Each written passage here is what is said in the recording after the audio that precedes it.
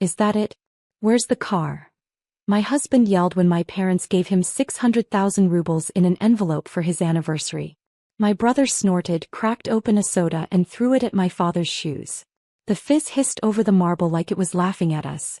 Hi everyone, my name is Lena Morozova. I'm 31. And if you think you know how this ends, stay tuned.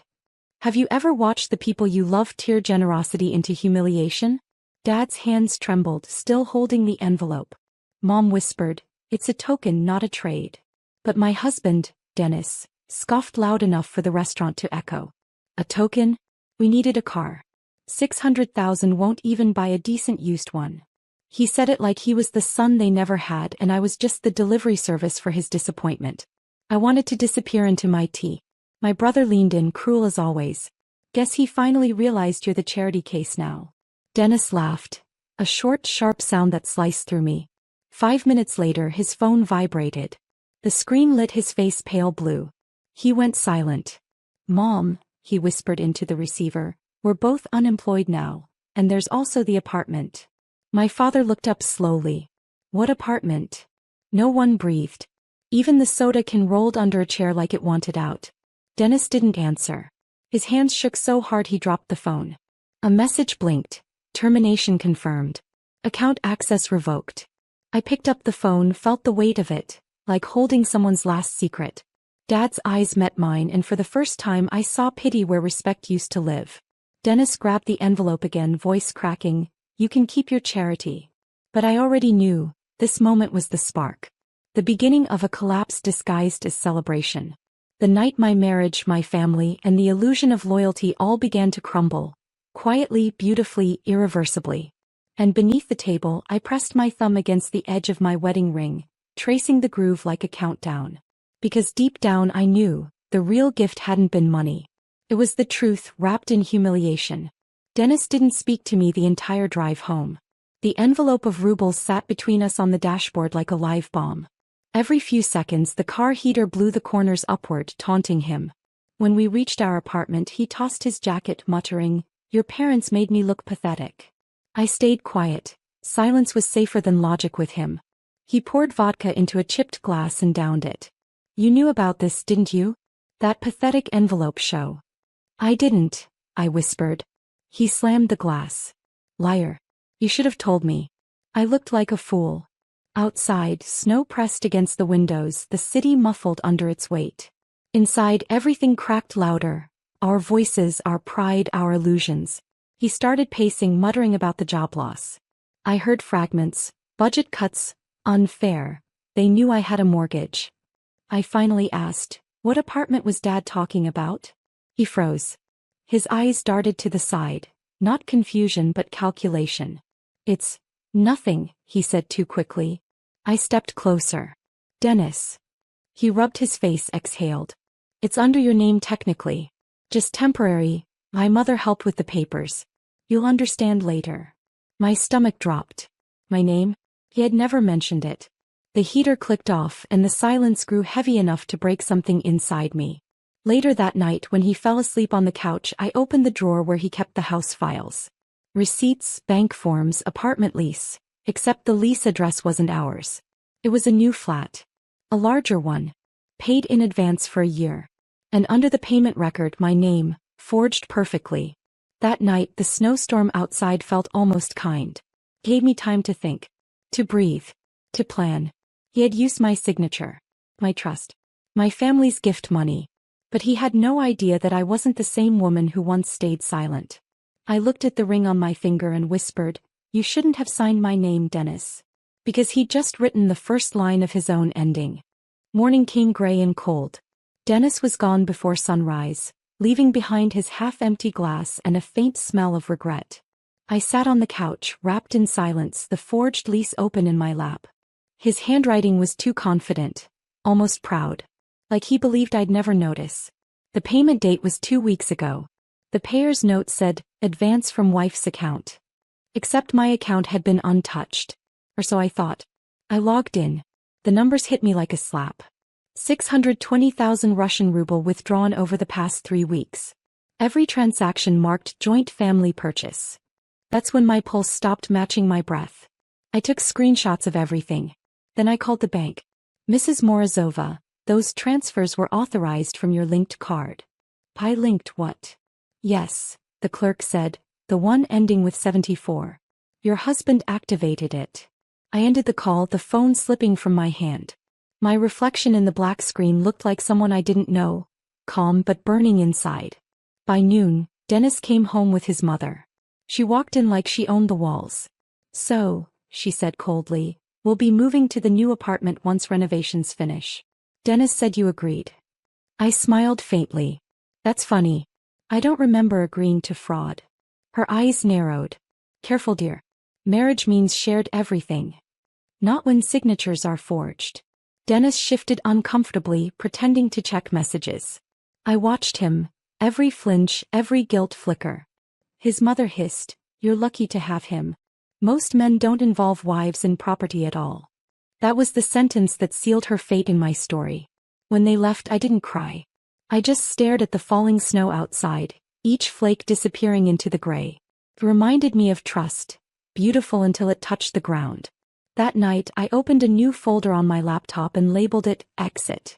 Inside, I saved every screenshot, every bank record, and one silent promise. If he could play smart with paperwork, so could I. But I'd make it legal, poetic, and irreversible. 2 days later, Dennis acted like nothing had happened. He made pancakes, hummed to the radio, kissed my forehead as if love could erase theft. I played along, smiling just enough. Pretending was my new armor. He told me, Mom's found renters for our current place. You like the new one? More space. I stirred my tea slowly. When do we move? He hesitated. Next week. Paperwork's already sorted. My throat tightened. Paperwork. When he left for errands, I called the property registry. The woman on the phone confirmed what I feared. Yes, Mrs. Morozova. The apartment listed under your name is being transferred soon. Co-owner, Denis Ivanovich. Transferred to whom? I asked. She lowered her voice. To his mother. A temporary custodial arrangement, it says. I thanked her and hung up, hand shaking. He wasn't just stealing my signature, he was handing my name to his mother. That evening, I watched him on the balcony laughing on the phone, telling someone, yeah, she'll never know. The words slid through the cold glass and into my chest like a knife. When he came back inside, I said softly, you should rest. You've been busy. He smiled, unaware. You're finally being understanding. If only he knew what understanding looked like. That night, I typed quietly while he slept. My father had a lawyer friend, Sergei Ivanov. I sent him an email. Subject: urgent, property forgery assistance. I attached every screenshot, every file. My message ended with one line. I need to protect what's mine, legally. Sergei replied within hours. Meet me tomorrow morning. And bring the original documents. I stared at Dennis sleeping, the faint snore of a man too sure of his control. His phone buzzed beside him. Mom's speech balloon. Did she sign? I turned the screen away and whispered, not yet. But I will, just not the way you think. Outside, the city lights blinked like silent witnesses. I knew the game had changed. Because I wasn't his victim anymore. I was the storm quietly forming on his horizon. By morning, the world felt colder.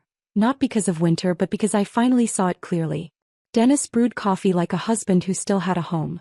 I watched him slip on his coat, phone in hand, and leave. The moment the door shut, I grabbed the folder, the forged lease, and the transfer notice. Sergei's office was in a narrow street behind the courthouse, the kind of place where truth and strategy smelled like old paper. He studied the documents in silence. He forged your signature twice, used your account, and initiated transfer of a property under your legal ownership, he said flatly. That's fraud, Lena. The word felt heavy, not like revenge but justice breathing through law. He leaned closer. Do not confront him yet. Let him finish the transfer. When it's complete, we'll freeze it. I nodded, the corner of my mouth twitching with something between fear and power. Also, Sergei added, do not touch the marital account. He'll suspect. I won't, I said. I'm not taking his money. I'm taking back mine. When I got home, Dennis was waiting, his mother beside him. Her coat sparkled with snow. Where were you? She demanded. At the bank, I said. They wanted to confirm the card closure. Her eyes narrowed. Closure. Dennis looked uneasy. You didn't. I cut him off, calm. Don't worry. I didn't touch your secret flat. He froze. What did you say? I smiled softly. The one paid for with my money. Lovely neighborhood, by the way. His face drained of color. His mother barked. You're delusional. I shrugged. Maybe. Or maybe you should check your email. They both turned toward the door, confused. Sergey had already filed a notice of investigation. They'd received the letter by morning. When they left, slamming the door, I didn't move for a while. I just listened to the quiet. That silence, it wasn't emptiness. It was peace rehearsing its lines. In the kitchen light, I saw my reflection again. No tears this time. Just stillness. I whispered to it, you stole from the wrong woman. And for the first time my voice didn't shake. The next morning, Dennis's mother called me before sunrise. Her tone was sugar over venom. Lena dear, you've made a mistake. The property letter. It's just confusion. Withdraw your complaint and we'll fix everything quietly. I stared out the frosted window, the city yawning awake below. Quiet suits you, I said softly. But silence doesn't erase signatures. She hung up. An hour later, Dennis stormed into the apartment waving his phone. What did you do? You filed a fraud report? Do you realize what that means for my record? I kept folding laundry. It means your record finally matches your actions. He slammed the wall so hard a picture frame fell. You're ruining our marriage. I looked up calm.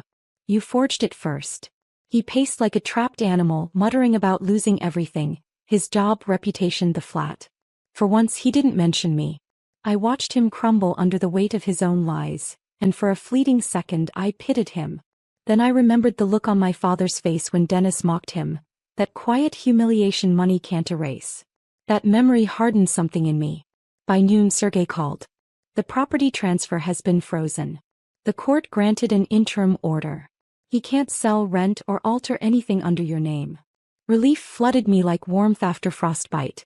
Thank you, I whispered. One more thing, Sergey added. His employer contacted us. The fraud report reached their legal department. They're reviewing his severance benefits. Expect fallout. Fallout.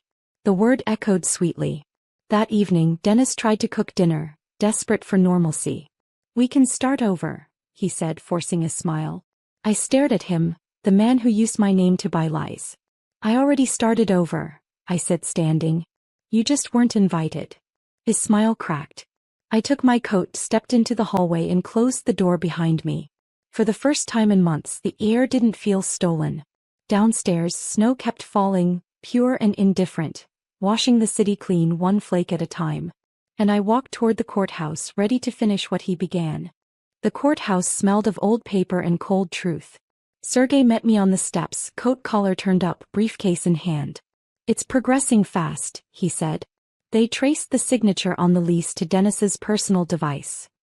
He used my laptop, I murmured. Sergey nodded. Then it's airtight. We walked into the courtroom together, the echo of our steps filling the empty hallway. Across the room, Dennis stood beside his mother, pale and shaking, like two people seeing the end of their script before the credits rolled. The clerk read the charges. Fraudulent signature, unauthorized withdrawal, attempted property transfer. My name repeated again and again, no longer attached to silence. Dennis's lawyer tried to twist it, said it was a family misunderstanding, that I'd approved informally. But the judge's eyes hardened when Sergey presented the chat logs, the email from Dennis's mother saying, "Don't tell her until after we move in." The courtroom turned still. Even the air stopped moving. Dennis looked at me once, searching for mercy. I didn't look away. I didn't hate him anymore. Hatred would have meant I still cared. When the session ended, the judge's ruling came swift. The apartment was to remain under my sole name, and the fraud case would proceed to formal hearing. Dennis's assets were frozen. Outside, he caught up to me on the courthouse steps. "Lena, wait, please. I didn't mean for it to go this far." I turned, the winter wind slicing between us. "That's the thing about lies, Dennis. They always go further than you planned." He reached for my hand, but I stepped back. "You should save your apologies for the police." As I walked away, the sun broke through the clouds, pale gold spilling over the frozen pavement. It didn't feel like triumph. It felt like breathing again. I touched my bare ring finger and smiled faintly. The storm had passed. But I wasn't done yet. There was one final thing I had to do, not for revenge but for closure. And it started with an envelope. The same kind my parents once held. A week later I invited my parents for dinner. Same restaurant. Same table. The city outside glowed under frost, but inside it felt warmer, quieter, honest. Dad placed his hat on the chair, hesitant. "Are you sure about this, Lena?" I nodded. "I need to close the circle." The waiter approached with a brown envelope. I pushed it across the table toward my father. "What's this?" he asked. 600,000 rubles, I said softly. "The same amount you gave Dennis that night." Mom frowned. "Lena, you don't owe us." "I know," I interrupted. "But I wanted to give it back clean. Not through someone else's hands. This time it comes from me." Their eyes softened. For the first time in months, Dad smiled, tired but proud. Outside the window I saw Dennis across the street. He stood there in the snow, coat unbuttoned, expression empty. His mother wasn't beside him this time. The weight of consequence had replaced her. He didn't approach.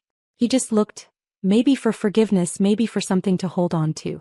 But there was nothing left to give. I raised my teacup slightly in acknowledgement, then turned away.